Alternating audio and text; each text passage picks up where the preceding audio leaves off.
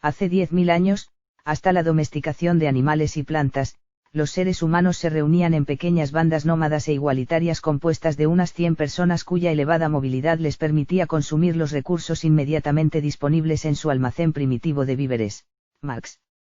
Estas hordas, vinculadas por lazos de sangre o matrimonio y reunidas en tribus, se repartían el trabajo de forma natural en función del sexo y la edad, constituyendo así unidades de producción y consumo que a su vez podían compartir un mismo territorio con otras bandas tribales, más o menos cercanas con las que establecían relaciones de cooperación y reciprocidad de las que surgieron tanto la división técnica como social del trabajo. El intercambio de mujeres entre las distintas comunidades que integraban estos grupos no solo era importante por lo que a la biología se refiere, sino también por la relevancia social del trabajo femenino. A diferencia de los animales, cuya existencia viene determinada por el instinto, los seres humanos vivimos entre la necesidad y la libertad, de ahí que solo mediante el trabajo podamos satisfacer nuestros requerimientos vitales, produciendo bienes de uso al tiempo que adaptamos y configuramos nuestro entorno con la introducción de objetos culturales que concretan nuestra actividad y presencia en el medio, haciendo de la realidad circundante un mundo histórico transformado generación tras generación. Este proceso de interacción entre el hombre y la naturaleza confiere a la esencia humana un contenido no prefijado ni entumecido, sino construido, cambiante y en constante devenir. El hombre no es ni una piedra ni una planta, y no puede justificarse a sí mismo por su mera presencia en el mundo. El hombre es hombre solo por su negación a permanecer pasivo, por el impulso que lo proyecta desde el presente hacia el futuro y lo dirige hacia cosas con el propósito de dominarlas y darles forma. Para el hombre, existir significa remodelar la existencia. Simone de Beauvoir. El segundo sexo. La fabricación, el uso y la conservación de las herramientas fueron fundamentales en el proceso de hominización, de individualización frente a la naturaleza y, por tanto, en el despliegue de la racionalidad y en la formación del lenguaje. Es precisamente por los hallazgos de útiles de sílex, puntas, sierras, raspadores, etc. con los que trabajaba el Homo erectus como se ha podido documentar su presencia en el norte de África, Europa y Asia. Estos instrumentos nos aportan pruebas acerca de la aparición hace unos 300.000 años del llamado a sí mismo Homo sapiens, homínido cuya mayor capacidad intelectual le habilitaba para realizar trabajos en madera, hueso y marfil e incluso obras de arte. Tal y como escribiera Engels en su libro El papel del trabajo en la transformación del mono en hombre, el bipedismo precede al desarrollo cerebral favorecido por la liberación de unas manos cuya movilidad resulta mejorada por la evolución de su peculiar anatomía. El pulgar opuesto al resto de los dedos nos facilita el empleo de todo tipo de útiles adecuados para el trabajo en tanto que actividad exclusivamente humana y para la cual, a diferencia de los animales, producimos nuestros medios de vida conservando y perfeccionando las herramientas con las que han sido obtenidos.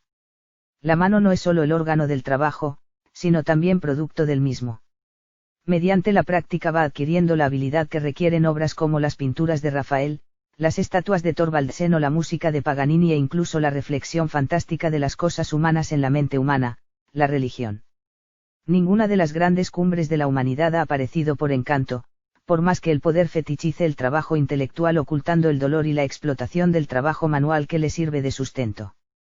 Ni la más sublime de las formas de conciencia ni la más elevada de las obras del genio individual habrían visto la luz sin el soporte del trabajo grosero que previamente, cuando menos, dotó al creador y a su sociedad del ocio y los medios necesarios para mantenerse. Se desarrollaron el derecho y la política, y con ellos el reflejo fantástico de las cosas humanas en la mente del hombre, la religión. Frente a todas estas creaciones, que se manifestaban en primer término como productos del cerebro y que parecían dominar las sociedades humanas, las producciones más modestas, fruto del trabajo de la mano, quedaron relegadas a segundo plano, tanto más cuanto que en una fase muy temprana del desarrollo de la sociedad, por ejemplo, ya en la familia primitiva, la cabeza que planeaba el trabajo era ya capaz de obligar a manos ajenas a realizar el trabajo proyectado por ella. El rápido progreso de la civilización fue atribuido exclusivamente a la cabeza, al desarrollo y a la actividad del cerebro. Los hombres se acostumbraron a explicar sus actos por sus pensamientos, en lugar de buscar esta explicación en sus necesidades, reflejadas, naturalmente, en la cabeza del hombre, que así cobra conciencia de ellas.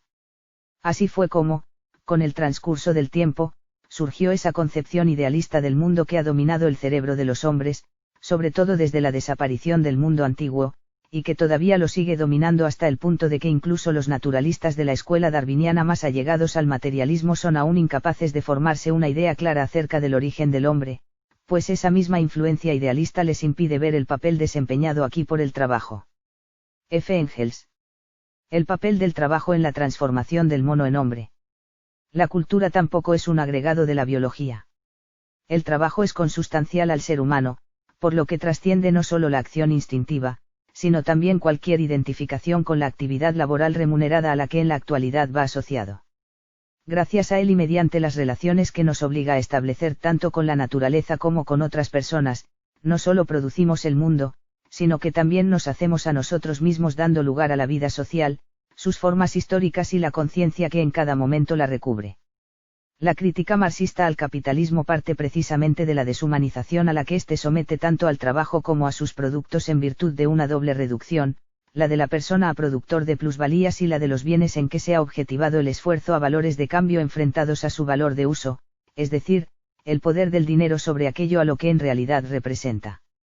De este modo, el trabajo no es más que fuerza de trabajo y el trabajador un simple portador de una mercancía que crea valor y que es posible comprar y vender en un mercado de trabajo que no atiende a ninguna potencia humana ni a praxis alguna, entendida esta como actividad consciente y libre de los hombres. El capitalismo se diferencia de otros sistemas de producción e intercambio en la explotación fría y planificada del trabajo asalariado en beneficio del capital en orden a un creciente aumento de las diferencias entre las partes implicadas en el proceso productivo. La separación entre el productor y sus medios de producción da lugar a la diferencia entre trabajo emancipado y trabajo enajenado que, entre otras cosas, sirve para periodificar la historia en función de la evolución de la forma de trabajar. Según Sorretel, la estructura del intercambio de mercancías, síntesis social y segunda naturaleza humana de que hablaba Marx, constituye la base de la autoconciencia y de la autoalienación. La realidad material es el punto de partida del trabajo creador. Muchas de nuestras actividades vitales, por ejemplo la obtención de alimentos mediante la caza, son resultado tanto de la cooperación como de una pluralidad de mediaciones que hacen de ella una objetivación social de las capacidades físicas y de la inteligencia, cuyo perfeccionamiento solo es posible mediante una actuación consciente en la que se ven implicados tanto el nivel técnico disponible en cada momento como las condiciones naturales existentes. La escasez impone una acción sobre el medio dirigida a la realización de los fines humanos con la que se acaba objetivando el ser humano a la vez que se humaniza la naturaleza, lo que hace de la relación entre necesidad y libertad la unidad dialéctica existencial en que consiste la vida concebida como totalidad. Los requerimientos humanos que se satisfacen mediante el trabajo no son caprichosos, abstractos ni inmóviles, sino exigencias que el propio trabajo va renovando de forma histórica, originándolas o renovándolas más allá de las iniciales demandas biológicas, del mismo modo que la tradición inspira el pensamiento contemporáneo. El hecho de que buena parte de nuestro trabajo se lleve a cabo sobre objetos transformados, es decir, sobre materiales que a su vez han sido también producidos por otros trabajos anteriores o acumulados de forma sucesiva, es lo que hace que para Marx la historia coincida con la verdadera historia del hombre y esta, según Labrioula, con la historia del trabajo. Los hombres tienen historia porque se ven obligados a producir su vida, K. Marx y F. Engels. La ideología alemana. El trabajo trasciende las particulares formas históricas en las que ha ido tomando cuerpo empírico dependiendo de cada uno de los distintos modos de producción que se han venido sucediendo, sea cual sea su época, región o sistema económico-político, uno de los cuales es el capitalismo, cuyo trabajo abstracto encarnado en dinero, trabajo asalariado, no es más que un modelo temporal contrario al contenido esencial del trabajo con mayúscula, entendido este como praxis apropiadora del mundo. Objetivo, Oscar Necht.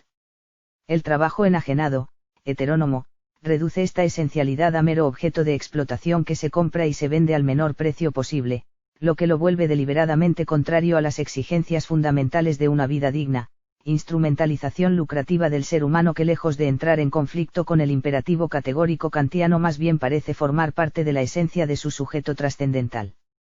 Apartado de los medios de producción y sometido a coacción, el trabajador mercancía que a su vez fabrica mercancías personifica la distancia existente entre el auténtico sentido del trabajo y el que éste adquiere en las condiciones de alienación propias de un mundo de objetos enfrentados a los seres humanos que los producen.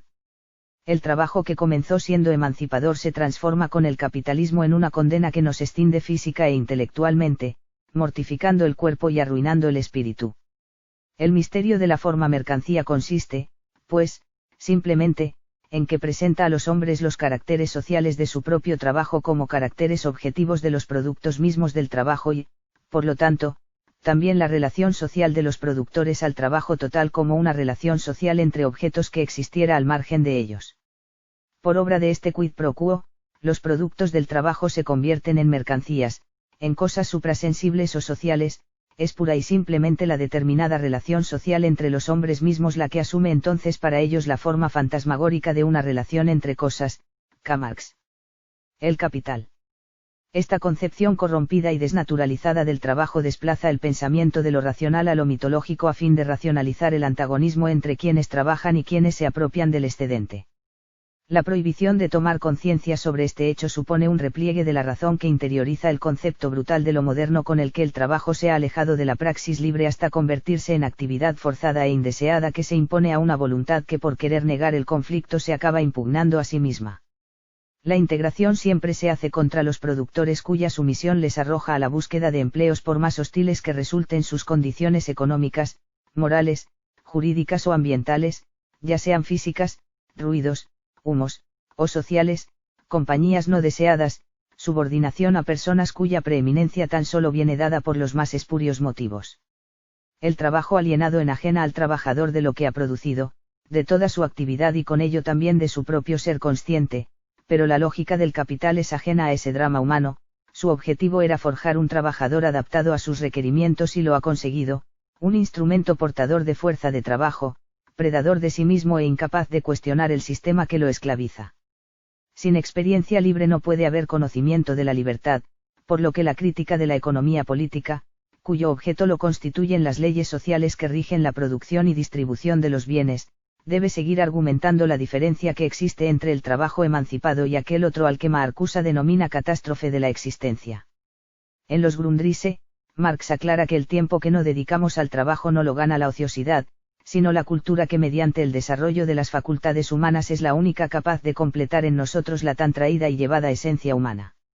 En términos similares se expresa el manifiesto de la Internacional Situacionista al confiar en que la automatización pueda liberar al individuo del trabajo asalariado en favor de una creación lúdica que haga posible la superación de la vieja división entre artista y espectador, de forma que todos tengan posibilidad de construir su propia vida.